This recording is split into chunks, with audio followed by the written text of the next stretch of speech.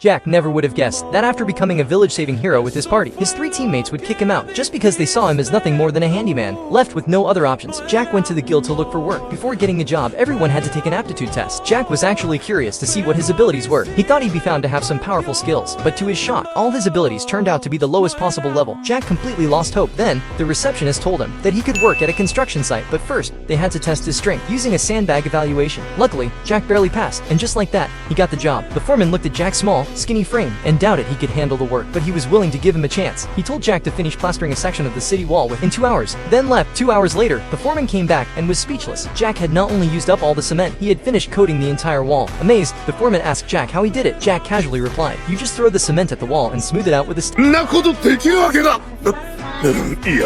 やってるんだよな。 After witnessing Jack's strange but effective method, the foreman paid him for the day and told him to come back tomorrow. But to everyone's surprise, in just 3 days, Jack completed an entire month's worth of work. The foreman ended up letting Jack go, not because he did a bad job, but because he worked too fast, which could make the other workers lose their jobs. Jack misunderstood, thinking he was fired because he didn't meet expectations. With no other choice, he returned to the guild to find a new job. At that moment, a girl named Jenny was offering to hire miners, but because the pay was so low, no one accepted the job. Seeing this, Jack volunteered. Jenny reluctantly accepted his offer. Right after Jack left, the guild receptionist received his payment for repairing the city wall. When she saw the amount, 200 gold coins, she was completely stunned. Just then, she tripped over a sandbag, but it turned out not to be a sandbag. It was a magical tool used to measure a person's mana. The heavier it is, the more mana the person has. Suddenly, the receptionist remembered Jack and became curious about his real power. Meanwhile, Jack had arrived at a mining camp in the mountains. After dinner, he was about to go to bed when he turned and saw Jenny wasn't wearing any clothes. Helpless, Jack decided to sleep outside. Little did he know, this was actually a test from Jenny, and she was very satisfied with how Jack handled it. The next morning, as they were about to start mining, Jack's fight he had experience. Under his guidance, they quickly uncovered a large number of crystals. Jenny was shocked by the amount Jack had dug up. After collecting the crystals, Jenny took them to the capital to sell. She thought they were just ordinary crystals, but Lisa, the merchant, noticed the crystals were filled with magical energy and bought them all for 500 gold coins. Jenny was stunned. What surprised her even more was that Jack built a house in just one night, and he casually said things like that were normal. One day, Jack took another job. As soon as he entered the house, he was nearly knocked out by the smell. His task was to clean the place. Although reluctant, Jack managed to clean it thoroughly. While exploring the building, he accidentally entered another room where he met a girl. Observing her, Jack realized the girl, Anna, was under a curse. Feeling sympathy for her,